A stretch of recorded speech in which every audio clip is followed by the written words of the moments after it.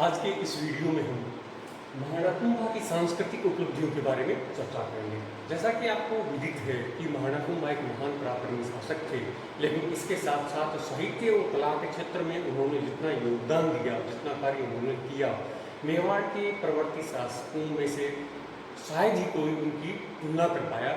जैसे राज सिंह के समय में जरूर काफ़ी काम हुआ था, लेकिन एक लंबे समय तक उनकी तुलना करने वाला कोई शासक नहीं हुआ। तो महाराणा कुंभा ने निरंतर संघर्षरत रहते हुए भी कला के क्षेत्र में, साहित्य के क्षेत्र में जो कार्य किए उनके बारे में हम चर्चा कर लेते हैं। सबसे पहले देखते हैं कुंभा के द्वारा स्थापत्य क्षेत्र में जो कार्य किए गए उनके बारे में। कुंभा के द्वारा जो स्थापत्य के क्षेत्र में जो कार्य किए थे उनकी हम चर्चा करेंगे। इसमें कुंभा द्वारा बहुत सारे दुर्ग, मंदिर, प्रसाद, बावड़ियाँ आदि का निर्माण करवाया गया। उसमें से जो सबसे बड़ी संख्या है उसके बारे में चर्चा करें तो महाराणा कुंभा ने दुर्ग निर्माण के क्षेत्र में इन सामरिक आवश्यकता के लिहाज से बहुत सारे दुर्गों का निर्माण करवाया। ये बताया जाता है कि मेवाड़ के 84 दुर्गों में से 32 दुर्गों का निर्माण अकेले महाराणा कुंभा ने अपने शासनकाल में करवाया गया, जो कि एक बहुत बड़ी संख्या है। और इन दुर्गों द्वारा मेवाड़ की सुरक्षा में बहुत बड़ा योगदान दिया। 84 में से 32 दुर्गों का निर्माण अकेले महाराणा कुंभा द्वारा करवाया गया। उनमें से देख लेते हैं प्रमुख दुर्गों के बारे में हम चर्चा कर लेते हैं। तो सबसे पहला जो दुर्ग है वो है कुंभलगढ़ दुर्ग। कुंभलगढ़ जो दुर्ग है ये राजसमंद जिले में स्थित है। राजसमंद जिले में जो पश्चिमी अरावली की पहाड़ियाँ हैं वहाँ पर ही बनाया गया है। अरावली की जो पश्चिमी शाखाएं हैं उनको मिला करके, उन पहाड़ियों घाटियों को मिला करके बनाया गया। एक प्राकृतिक कवच प्रदान किया है अरावली की पहाड़ियों ने कुंभलगढ़ दुर्ग को। इसका निर्माण 1459 ईस्वी में हुआ था, 1459 ईस्वी में। और ये बताया जाता है कि कुंभलगढ़ दुर्ग महाराणा कुंभा ने अपनी पत्नी कुंभल देवी की स्मृति में करवाया था। इनकी पत्नी थी कुंभल देवी, इनकी स्मृति में करवाया था। और जो इनके शिल्पी थे कुंभलगढ़ दुर्ग के, उनका नाम था मंडन, यानी मंडन इसके शिल्पी थे। ये जो दुर्ग है इसके जो प्रकोटा है उसकी लंबाई है 36 मील। कुंभलगढ़ दुर्ग के प्रकोटे की लंबाई है 36 मील। और यह जो लंबाई है यह चीन की दीवार के बाद में सबसे लंबी दीवार है, 36 मील। इसके अलावा यह 7 मीटर चौड़ी है, यानी जो प्रकोटे की दीवार है ये 7 मीटर चौड़ी है। और ये बताया जाता है कि 4 घोड़े इसके ऊपर एक साथ दौड़ सकते हैं, इतनी चौड़ी ये दीवार है। इसको मेवाड़ की आंख कहा जाता है। कुंभलगढ़ दुर्ग को मेवाड़ की आंख कहा जाता है। और यह मेवाड़ की संकटकालीन राजधानी रही है, यानी जब जब मेवाड़ के ऊपर कोई संकट आया है तो राज परिवार ने कुंभलगढ़ दुर्ग में आकर के शरण ली।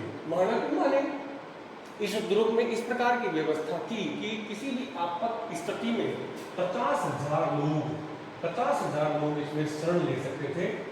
50,000 लोग शरण लेने का मतलब आप समझ गए होंगे कि यह कितना बड़ा दुर्ग होगा। इतने लोगों के लिए यहाँ पर पेयजल की व्यवस्था भी थी, यानी इस प्रकार से तालाब बनाए गए थे कि पेयजल की आवश्यकता पूर्ण होती रहे।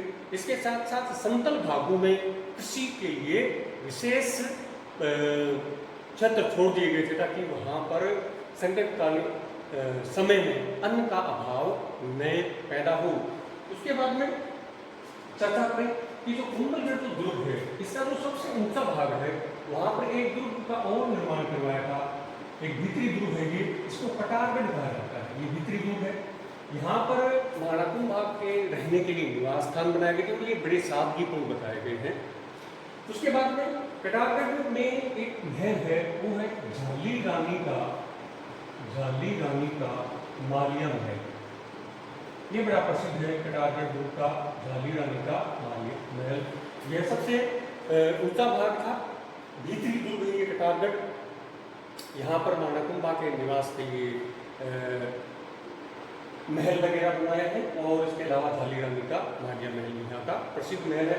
इस प्रकार से तो प्रमुख दुर्ग है महाराणा कुंभा के समय बना हुआ वो है कुंभलगढ़ दुर्ग, ये राजसमंद में स्थित है। उसके बाद में दूसरा जो दुर्ग हैं उनके बारे में हम चर्चा कर लेते हैं संक्षिप्त में। वो है दूसरा है असलगढ़ दुर्ग। असलगढ़ दुर्ग आबू के पहाड़ी इलाके में स्थित है। असलगढ़ पहाड़ी दुर्ग है। ये जो दुर्ग है यह प्रथम तौर पर परमार वंशी शासकों ने बनवाया था। ये पहले से ही बना हुआ था परमार वंशी शासकों द्वारा, लेकिन महाराणा कुंभा ने जब इस इलाके के ऊपर अधिकार कर लिया आबू वाले इलाके पर, तब इन्होंने एक तो सिरोही के देवराओं, इसके साथ साथ गुजरात से होने वाले आक्रमणों से मेवाड़ की सुरक्षा के लिए एक सीमा चौकी पर सुदृढ़ दुर्ग के निर्माण की आवश्यकता को महसूस करते हुए असलगढ़ दुर्ग का ही पुनर्निर्माण करवाया। यानी किस लिए? एक तो गुजरात के शासकों की समस्या खत्म करने के लिए, ताकि कोई भी आक्रमण तात्कालिक रूप से यानी अचानक से मेवाड़ पर न हो, उनको सीमाई क्षेत्रों में रोक लिया जाए, इसलिए असलगढ़ दुर्ग का निर्माण कराया। इसके साथ साथ सिरोही के देवराओं से भी सुरक्षा के लिहाज से असलगढ़ दुर्ग की बड़ी भूमिका थी। यदि ये प्रथम तौर पर किन शासकों द्वारा बनाया गया था? परमार वंशी शासकों द्वारा। इसके अलावा सिरोही क्षेत्र में ये यूं कहेंगे दक्षिण पश्चिम मेवाड़ में महाराणा कुंभा ने एक दुर्ग का और निर्माण कराया था जिसका नाम था बसंती दुर्ग। इसके अलावा बदनौर जो क्षेत्र है, बदनौर के इलाके में एक दुर्ग बनाया था जिसका नाम था बैराट का दुर्ग। इसके अलावा मेरू के इलाके में यानी जहाँ पर मेर लोग रहते थे वहाँ पर मचान दुर्ग का निर्माण कराया, मचान दुर्ग। इसके अलावा भील प्रदेश के दक्षिण मेवाड़ का जो इलाका है, आदिवासी इलाका है भील प्रदेश, भूमठ प्रदेश में भी महाराणा कुंभा ने सामरिक आवश्यकता के लिहाज से काफी दुर्गों का निर्माण कराया। तो इस प्रकार से ये साबित होता है कि महाराणा कुंभा ने अपने शासनकाल में निरंतर मेवाड़ की सामरिक आवश्यकता को ध्यान में रखते हुए अलग अलग इलाकों में दुर्गों का निर्माण कराया। अब हम आगे बढ़ते हैं। महाराणा कुंभा द्वारा जो और स्थापत्य के क्षेत्र में कार्य किए गए थे उनके बारे में चर्चा कर लें। उसमें है विजय स्तंभ। विजय स्तंभ बताया जाता है कि मालवा के शासक पर विजय के उपलक्ष्य में महाराणा कुंभा ने विजय स्तंभ का निर्माण कराया। कुंभलगढ़ में भी विजय स्तंभ का निर्माण कराया, चित्तौड़गढ़ में विजय स्तंभ का निर्माण कराया। स्थापत्य के क्षेत्र में जो सबसे उत्कृष्ट है वो विजय स्तंभ है चित्तौड़गढ़। चित्तौड़गढ़ में जो है चित्तौड़गढ़ यानी चित्तौड़गढ़ का विजय स्तंभ काफी प्रसिद्ध है। यह विजय स्तंभ यानी इसकी जो निर्माण योजना थी उसका निर्माता थे, निर्माण योजना करने वाले थे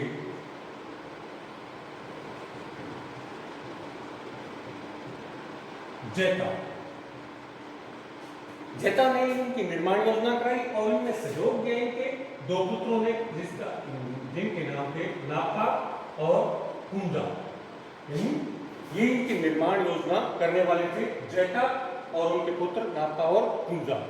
ये जो दुर्ग है यह एक ऊंचाई इसकी है 122 फीट। विजय स्तंभ की ऊंचाई कितनी है? 122 फीट। और ये नीचे से चौड़ा है 30 फीट चौड़ा है। नीचे से कितने फीट चौड़ा है? 30 फीट चौड़ा है और 9 मंजिला है। कितने मंजिल का है? 9 मंजिल का है। तो इस प्रकार से ये काफी ऊंची इमारतों में से एक है, 9 मंजिली है और इस इमारत के प्रत्येक मंजिल पर विभिन्न देवी देवताओं की प्रतिमाएं स्थापित की गई है, यानी नीचे से लेकर के ऊपर तक, और प्रत्येक देवी देवता का नाम भी उत्कीर्णित किया गया है। तो इस प्रकार से यह हिंदू प्रतिमा शास्त्र की एक अनुपम नीति है। यानी कहा तो जाता है कि यह विजय का प्रतीक है, लेकिन इसके साथ साथ इसमें विभिन्न हिंदू देवी देवताओं की प्रतिमाएं स्थापित हैं, इसलिए इसको हिंदू प्रतिमा उनका अनुपम भंडार कहा जाता है, अनुपम निधि कहा जाता है विजय स्तंभ को। उसके बाद में हम चर्चा कर लेते हैं इन दुर्ग के बाद में विजय स्तंभ के बाद में मंदिरों के बारे में हम चर्चा कर लेते हैं।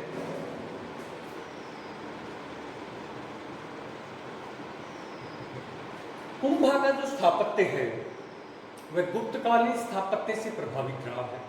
अब गुप्तकालीन जो शासक थे उन्होंने नागर शैली में मंदिरों का निर्माण करवाया था। अब नागर शैली में जो मंदिर होते हैं उसमें क्या होता है? नागर शैली के जो मंदिर होते हैं उसमें चतुष्कोण वर्गाकार या आयताकार गर्भगृह होता है, वर्गाकार होता है या फिर आयताकार गर्भगृह होता है, और उसके ऊपर शिखराकार यानी इस प्रकार से शिखरनुमा इसका शीर्ष भाग होता है, और इसके ऊपर इस प्रकार से आमलक, और आमलक के ऊपर छत्र आदि निकला करता है। उसके बाद में ये जो गर्भगृह है, गर्भगृह के चारों यानी इस इलाके में पीछे से ये जो चारों ओर का इलाका है, चारों ओर का इलाका है ये, इसके में प्रदक्षिणा पथ का निर्माण करवाया जाता था। तो इसी यानी नागर शैली से प्रभावित होकर ही महानाकुंभा ने भी मंदिरों का निर्माण कराया। उसमें कोई विशेष परिवर्तन नहीं किए, यद्यपि महानाकुंभा के समय में जो मंदिर हैं वो काफी विशालता लिए हुए हैं, और उनकी जो तक्षण कला है वो भी काफी विलक्षण है। तो ये नागर शैली से प्रभावित थे महानाकुंभा के जो मंदिर है वो नागर शैली। आपको स्थापत्य की शैलियों के बारे में बताया है। उत्तर भारत की नागर शैली दक्षिण में दरमिन और बीच का जो इलाका वैसे शैली परिचित, इनसे आप परिचित होंगे। तो जो महानाकुंभा के जो मंदिर थे वो नागर शैली से ज्यादा प्रभावित रहे थे। उसके बाद में मंदिरों के बारे में चर्चा करें तो 2-3 प्रमुख मंदिर उन्होंने यानी मुख्य रूप से लगभग प्रत्येक स्थल पे, जैसे ये जो कुंभ स्वामी का जो मंदिर है, कुंभ स्वामी का जो मंदिर है ये चित्तौड़गढ़ दुर्ग में भी है, कुंभलगढ़ दुर्ग में भी और अचलगढ़ दुर्ग में भी है। तो कुंभ स्वामी का मंदिर तो उन्होंने इस प्रकार से इन दुर्गों में निर्माण करवाया। उसके अलावा श्रृंगार गोरी ये चित्तौड़ में है, तो ये भी काफी विख्यात मंदिर है श्रृंगार गोरी मंदिर। इसके अलावा रणकपुर का जो मंदिर है वो महानाकुंभा के समय बने मंदिरों में बहुत प्रसिद्ध है, रणकपुर का मंदिर भी। तो इस प्रकार से महानाकुंभा के समय में बहुत सारे मंदिरों का निर्माण करवाया गया। ये गुप्तकालीन नागर शैली से प्रभावित मंदिर थे, विशालता और तक्षण कला इनकी देखने योग्य है। उसके बाद में इन मंदिरों की जो देव प्रतिमाएं हैं ये विविध आभूषणों वस्त्रों से सुसज्जित हैं, जो उस समय के लोगों के पहनावे के बारे में, लोगों की श्रद्धा के बारे में और लोक जीवन की दूसरी घटनाओं के बारे में हमें जानकारी प्रदान करने में बड़ी भूमिका का निर्वहन करते हैं। अब हम आगे बढ़ते हैं। स्थापत्य के बाद में महानाकुंभा ने साहित्य के क्षेत्र में, विद्या प्रसार के क्षेत्र में, विद्या विविध कृतियों के ग्रंथों के रचना के क्षेत्र में क्या कार्य किया, कौन सा योगदान दिया, तो हम देखते हैं कुंभा का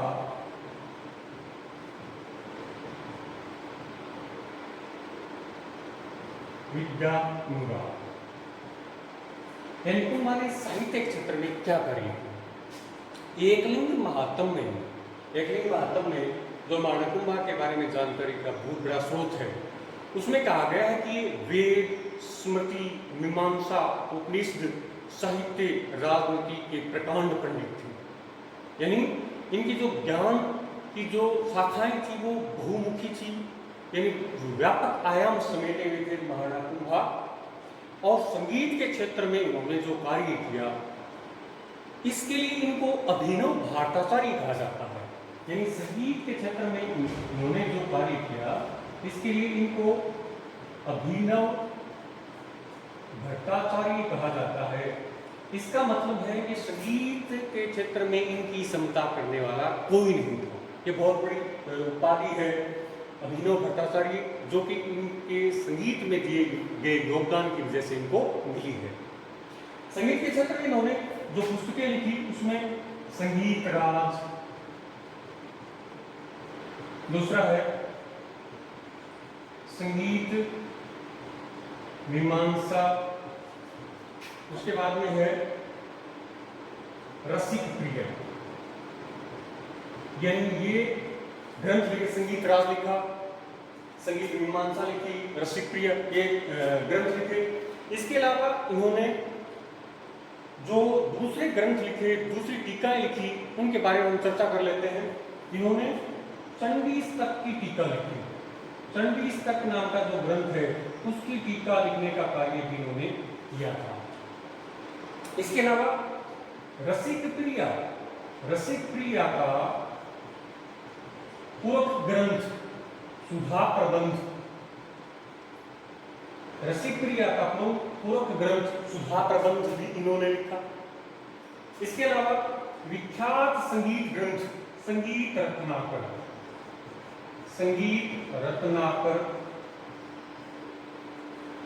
की टीका भी इन्होंने लिखी। संगीत रत्नाकर की टीका लिखने का कार्य भी इन्होंने किया। यह बताया जाता है कि रसिक प्रिया नामक जो ग्रंथ है वह जयदेव के गीत गोविंद का भाषानुवाद है। यानी जयदेव की पुस्तक है, जयदेव की पुस्तक है गीत गोविंद, उसका भाषानुवाद कहा जाता है रसिक प्रिया को। इसके साथ साथ इन्होंने एक ग्रंथ और लिखा था जिसका नाम था कामराज रतिसार नामक ग्रंथ की रचना भी इन्होंने की। तो इस प्रकार से संगीत के क्षेत्र में इन्होंने बहुत सारा योगदान दिया, महान योगदान दिया, और यही वजह रही कि इनको अभिनव भट्टाचार्य कहा जाता है। उसके बाद में नाट्य कला के क्षेत्र में अगर बात की जाए तो उन्होंने 4 नाटकों की रचना भी की। 4 नाटक लिखे जो ये साबित करते हैं कि महाराणा कुंभा को न केवल मेवाड़ी भाषा की जानकारी नहीं थी, इसके अलावा ये मराठी, संस्कृत और कन्नड़ भाषाओं के भी जानकार थे। यानी ये 4 भाषाएं जानते थे, जो कि अपने आप में बहुत बड़ी बात है। इस प्रकार से हम देखें कि उन्होंने साहित्य के क्षेत्र में, संगीत के क्षेत्र में काफी योगदान दिया।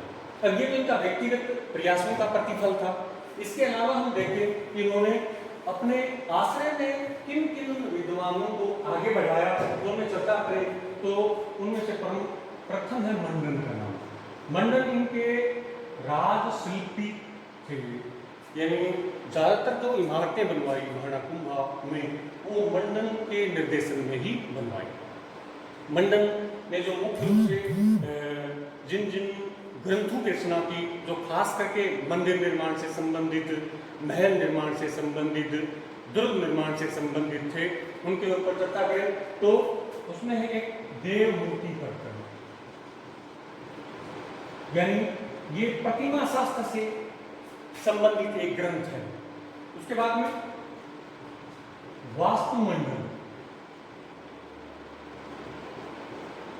वास्तुमंडल के बाद में वास्तुशास्त्र, उसके बाद में रूपमंडल,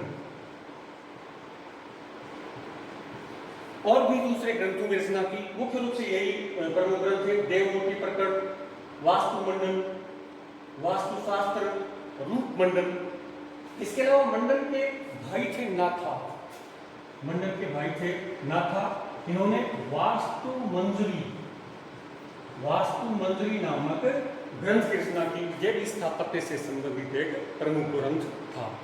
उसके बाद में मंडल के भाई थे जिसका नाम था गोविंद ने कलानिधि, गोविंद का जो ग्रंथ है वो कलानिधि, द्वार दीपिका और उद्धार धोरणी। तो ये मंडल के ग्रंथ देवमूर्ति प्रकरण, वास्तुमंडल, वास्तुशास्त्र, रूपमंडल, नाथा का जो ग्रंथ है वो वास्तुमंजरी, गोविंद के जो ग्रंथ है वो कलानिधि, द्वार दीपिका और उद्धार धोरणी। इस प्रकार से ये एक ही परिवार द्वारा वास्तु के क्षेत्र में इतना बड़ा योगदान दिया, इतने बड़े साहित्य की रचना की गई, ये अपने आप में एक बहुत ही अनुकरणीय या बहुत ही अतुलनीय योगदान कहा जा सकता है महाराणा कुंभा के समय इन महान रचनाकारों का। उसके बाद में हम देखें तो महाराणा कुंभा के समय में और भी दूसरे जैन विद्वानों को भी आश्रय मिला था। तो जैन विद्वान थे, उनमें जैन विद्वान जो महाराणा कुंभा के दरबार को सुशोभित करते थे, जैन विद्वान, उसमें सोमदेव, सोमसुंदर व जयचंद सूरी। ये प्रमुख जैन विद्वान थे जो महाराणा कुंभा के दरबार को सुशोभित कर रहे थे और ये साबित करते हैं कि महाराणा कुंभा एक धर्म सहिष्णु शासक थे। उन्होंने इन जैन विद्वानों को भी अपने दरबार में आश्रय प्रदान किया। तो इस प्रकार से साहित्य के क्षेत्र में बात की जाए तो उनके समय में बहुत सारा कार्य स्वयं द्वारा किया गया। इसके अलावा जो उनके दरबारी विद्वान थे उन्होंने भी अलग अलग साहित्य से संबंधित ग्रंथों का रचना करके समाज को मार्ग निर्देशित किया। उसके बाद में देखते हैं महाराणा कुंभा की उपाधियां। कुंभा की उपाधियां बड़ी प्रसिद्ध हैं और एग्जामों में उनके बारे में काफी प्रश्न पूछे जाते रहे हैं। कुंभा की जो उपाधियां मिली हैं वो मिलती है, एक तो उनका जो ग्रंथ है नहीं प्रशस्ति है, इसका नाम है कीर्ति स्तंभ प्रशस्ति, कीर्ति स्तंभ प्रशस्ति, और दूसरा है कुंभलगढ़ प्रशस्ति। इन दोनों प्रशस्तियों में जो उनकी उपाधियां मिलती हैं उनमें है महाराजाधिराज, महाराजाधिराज। उसके बाद में राय रानी, राणा रासो, परम गुरु, राजगुरु, दान गुरु, बाल गुरु। तो ये कीर्ति स्तंभ प्रशस्ति और कुंभलगढ़ प्रशस्तियां हैं, उनमें महाराणा कुंभा द्वारा धारण की उपाधियों के बारे में जानकारी मिलती है। जैसे महाराजाधिराज, राय रायन, राणा रासो। इसमें जो साहित्यकारों के संरक्षण के लिए राणा रासो की उपाधि हुआ करती थी। परम गुरु सर्वोच्च शासक के लिए परम गुरु उपाधि हुआ करती थी। राजगुरु राजनीतिक सिद्धांतों का ज्ञाता होने के लिए राजगुरु उपाधि धारण की थी। दान गुरु महान दानी होने की वजह से इनको दान गुरु कहा गया है। और हाल गुरु पहाड़ी दुर्गों का स्वामी होने की वजह से महाराणा कुंभा को हाल गुरु कहा जाता है। तो ये इन उपाधियों को धारण करने के पीछे का लॉजिक है कि इन्होंने ये उपाधियां जो धारण की, इनके पीछे वास्तव में वह व्यक्ति इसका अधिकारी था। इसके अलावा जो रसिकप्रिया नामक पुस्तक है उसमें भी महाराणा कुंभा की कुछ उपाधियों के बारे में चर्चा की गई है। रसिकप्रिया में जो उपाधियां मिलती हैं उसके बारे में हम चर्चा कर लेते हैं। रसिकप्रिया, रसिकप्रिया में इनको छाप गुरु, इसके अलावा नरपति, गजपति और अश्वपति, इन रसिकप्रिया में इनको क्या कहा गया है? छाप गुरु, नरपति, गजपति, अश्वपति। छाप गुरु का मतलब है ये छापा मार युद्ध शैली में सिद्धहस्त थे, तो इनको छाप गुरु कहा गया है। इसके अलावा इनकी जो सेनाएं थी, नरपति यानी पैदल सेना भी या उसके साथ गज सेना भी थी, अश्व सेना भी थी। तो इनका जो स्वामी होने की वजह से इनको नरपति, गजपति, अश्वपति भी कहा गया है। तो इस प्रकार से महाराणा कुंभा न केवल एक महान पराक्रमी शासक थे, बल्कि उन्होंने स्थापत्य के क्षेत्र में, उन्होंने साहित्य के क्षेत्र में अतुलनीय योगदान दिया और मेवाड़ में इस प्रकार का शासक लंबे समय तक और कोई नहीं बना। उसके बाद में ये एक धर्म सहिष्णु शासक भी थे। ये एक व्यवहारिक बुद्धिमत्ता युक्त विवेकपूर्ण निर्णय लेने वाले धैर्यवान शासक थे, जिसकी बदौलत ये अपने पड़ोसी राज्यों से अपने राज्य की सुरक्षा करने में कामयाब रहे। अब अगले वीडियो में हम देखते हैं महाराणा सांगा के बारे में।